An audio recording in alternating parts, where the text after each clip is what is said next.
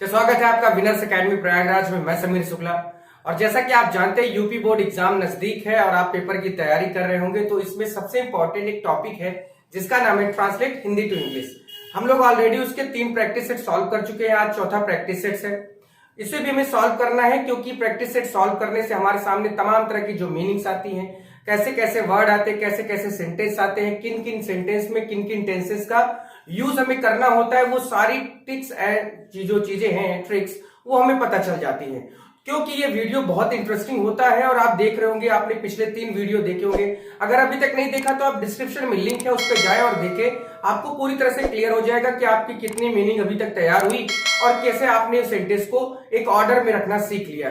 तो ये वीडियो बहुत इंपॉर्टेंट है, अपने दोस्तों के पास शेयर कर देना। नए हो तो चैनल पे सब्सक्राइब जरूर कर देना, फिर उसके बाद हमेशा नोटिफिकेशन आपके YouTube पर तुरंत मिल जाएगी और भाई बेल आइकन को प्रेस कर दोगे तो नोटिफिकेशन तो आनी है। इसके अलावा समीर शुक्ला आपसे कुछ नहीं चाहते, ऑलवेज हमेशा गिवन मोड में होते कि आपको कुछ ना कुछ दिया जाए।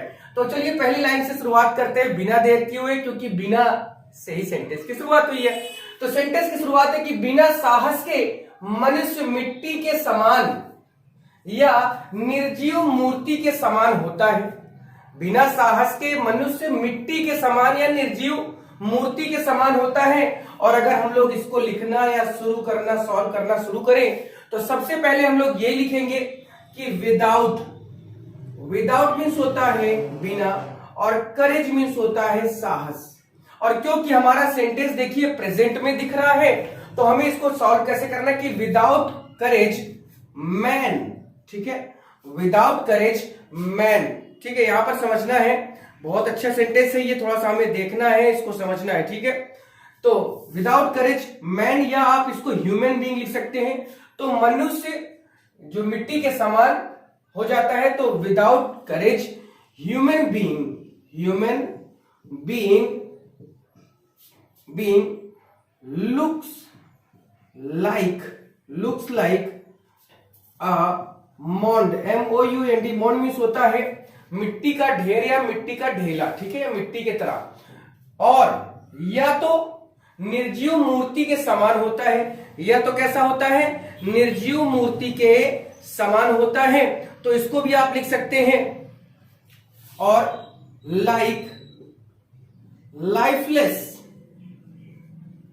लाइफलेस स्टैचू, ठीक है, यहां पर लिख देते हैं स्टैचू, STATUE। तो देखिए पहला आपका सेंटेंस बहुत आसानी से हो गया कि without courage human being looks like a mound, MOUND, mound means होता है मिट्टी का ढेर या मिट्टी का ढेला, या लाइक मतलब समान, लाइफलेस स्टैचू, निर्जीव मूर्ति के समान होता है। अब देखिए यहां पर आप लुक्स लाइक की जगह पर एज भी लिख सकते थे, कोई दिक्कत नहीं थी, आप एज लिख देते कि without courage human being as a mound, ठीक है, ये भी लिख सकते थे। और लुक लाइक, यहां पर लुक लाइक दोबारा भी लिख सकते हैं, कोई दिक्कत नहीं है, या और लाइफलेस स्टैचू, दोनों में आप कर सकते हैं। आप ह्यूमन न लिख के मैन लिख देते तब भी कोई दिक्कत नहीं होती। यानी कहने का मतलब है सेंटेंस हमें अपने शब्दों में सही ढंग से बनाना है। हमें वो चीजें एग्जाम में लिखनी है, वो चीजें ही देनी है जो एग्जामिनर हमसे चाहता है। हम अपने आप को इतना ज्यादा ओवर स्मार्ट ना समझिए और उसी तरह से ओवर राइटिंग ना करें, ओवर ऐसे मीनिंग्स ना यूज करें जो हो सकता है कि एग्जामिनर को ही नहीं पता हो। आपने कहीं से पढ़ लिया, वो आपने लिख दिया। तो हमें बहुत साधारण सी, सिंपल सी भाषा में लिखना है, ज्यादा परेशान होने की जरूरत नहीं है। हमें नंबर से मतलब है जो हमें चाहिए। हमें एक्स्ट्रा लिखकर, अच्छा सा सजा धजा के लिखकर कोई मतलब नहीं है। एग्जामिनर आपको आपके जो लिखा है उसी का नंबर देगा। अगला है नेपोलियन के शब्दकोश यानी डिक्शनरी। तो नेपोलियन के शब्दकोश में असंभव शब्द था ही नहीं। नेपोलियन के शब्दकोश में असंभव शब्द जो था ही नहीं, तो यहां पर ऐसे लिख सकते हैं कि देयर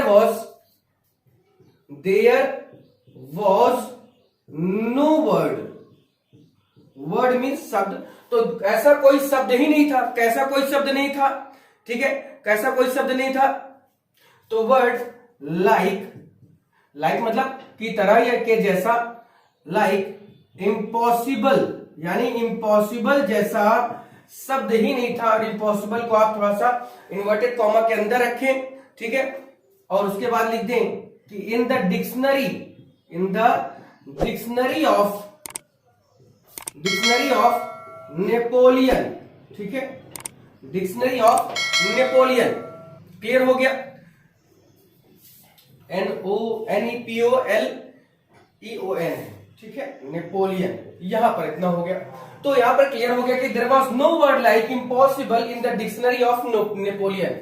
अगला कि आंधी या तूफान। अब देखिए हमें इनके वर्ड पता होंगे तभी। अब जैसे आंधी तूफान हम लोग ये जानते हैं, स्टॉर्म मतलब तूफान होता है, ये सारी चीजें होती है, लेकिन आज आपको काफी शब्द मिलेंगे जो आपको देखना है, ठीक है। तो यहां पर देखते हैं कि बट मीन्स क्या है यहाँ पर, लेकिन से शब्द वर्ड क्यों, यहाँ पे थोड़ा सा आप पूरा पढ़ेंगे कि आंधी या तूफान, मार्ग में पहाड़ आए या घने जंगल, सबको चीरते हुए अपना मार्ग बनाते हुए लक्ष्य पर पहुंचना ही नेपोलियन का सिद्धांत था। अब क्योंकि हम दूसरा सेंटेंस को जोड़ रहे हैं, था ही नहीं के बाद हमें दूसरा सेंटेंस जोड़ना है, इसलिए हमें क्या यूज करना है, ठीक है, यहां पर बट का यूज करना है। बट का यूज ना भी करें तब भी कोई दिक्कत नहीं है। तो यहां पर हमने लिख दिया कि बट, या बट ना करें तब भी सही रहेगा कि बी इन इट स्टॉर्म, यानी आंधी, यहां पर तूफान की बात हो रही है, और स्ट्रॉन्ग विंड, स्ट्रॉन्ग विंड का मतलब होता है आंधी, स्ट्रॉन्ग विंड का मतलब होता है आंधी, जबकि स्टॉर्म का मतलब होता है तूफान होता है, ठीक है। तो यहां पर हमें समझना है। या इसके अलावा इफ देयर, या तो मार्ग में पहाड़ आए या घने जंगल आए, ठीक है। तो इफ देयर कम्स, क्या कम्स की बात हो रही, मार्ग में पहाड़ आए या जंगल आए, तो कम्स अ माउंटेन और फॉरेस्ट, यानी मार्ग में पहाड़ आए या जंगल आए, ठीक है, या घने जंगल आए, सबको चीरते हुए अपना मार्ग बनाते हुए, ठीक है, सबको चीरते हुए अपना मार्ग बनाते हुए क्या करना है, सबको चीरते हुए अपना मार्ग बनाते हुए लक्ष्य पर पहुंचना ही नेपोलियन का क्या था, सिद्धांत था। तो यहां पर फॉरेस्ट के बाद आप कॉमा करके लिख सकते हैं कि द प्रिंसिपल ऑफ, सिद्धांत के लिए का मतलब क्या होता है, सिद्धांत का मतलब प्रिंसिपल से रिलेटेड है। तो द प्रिंसिपल, PRINCIPLE है प्रिंसिपल, वो प्रिंसिपल प्रधानाचार्य वाला नहीं। तो the principle of Napoleon, the principle of Napoleon, यानी जो नेपोलियन का सिद्धांत था उसमें क्या था कि was to make his way, अपना रास्ता बनाना ही बनाना है, ठीक है, make his way to his destination, clear होगी बात। यानी यहां पर मतलब क्या है कि इफ, ठीक है, if there comes a mountain और अ फॉरेस्ट, यानी मार्ग में पहाड़ आए या जंगल, घने जंगल आए, तो डेंस फॉरेस्ट कर देना है, ठीक है। यहां पर फॉरेस्ट की जगह पर, फॉरेस्ट से पहले डेंस मीन्स होता है घना, तो घने जंगल है, सबको चीरते हुए अपना मार्ग बनाते हुए लक्ष्य पर पहुंचना ही नेपोलियन का सिद्धांत था।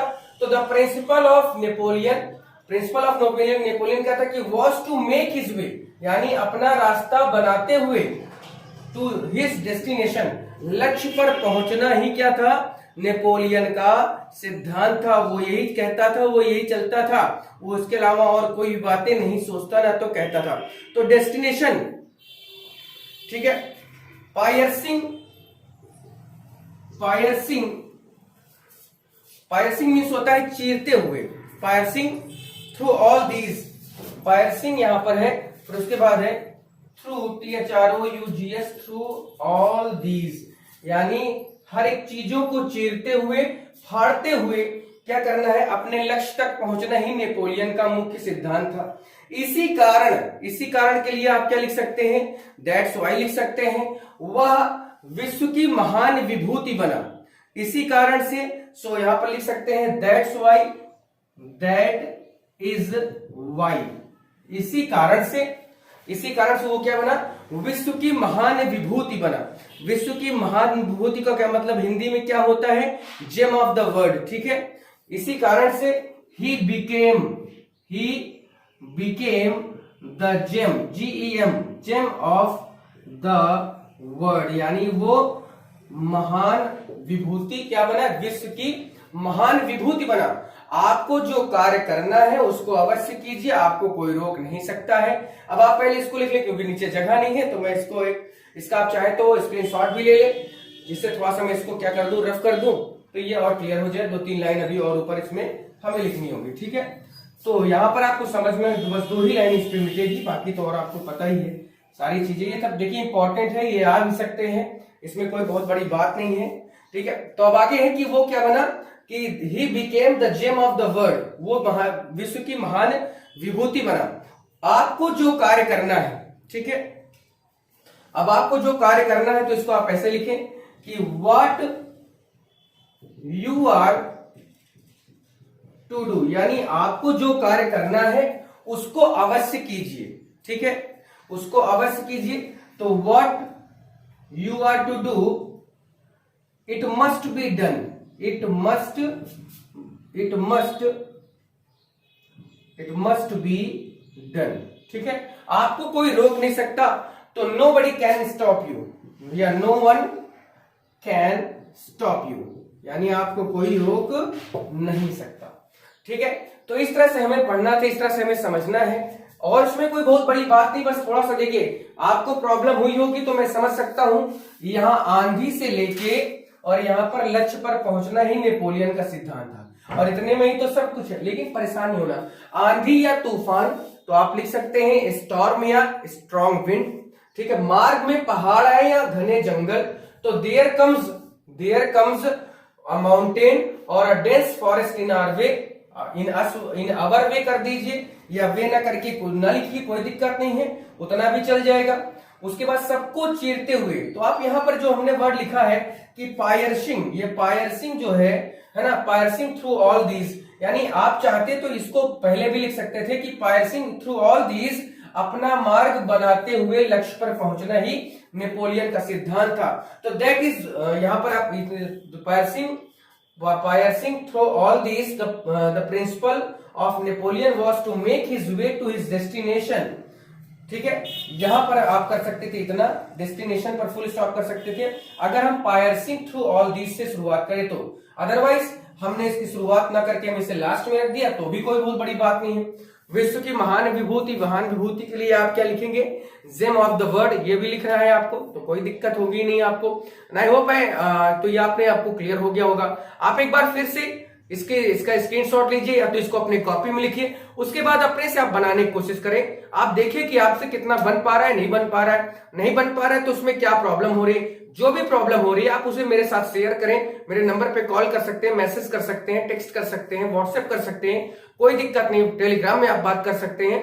तो ये सारी चीजें जब आप प्रैक्टिस में लाएंगे, आप अपने से बनाने की कोशिश करेंगे, then it will be easy to you, मतलब काफी आसान हो जाएगा आपके लिए, कोई दिक्कत नहीं है। खैर ठीक है, बाकी आप परेशान ना हो, मैं आपके साथ हूं। 15 प्रैक्टिस सेट बात हुई है, आज चौथा है, कल 5वें के साथ मिल जाएंगे। फिर आज के लिए इतना ही, थैंक यू।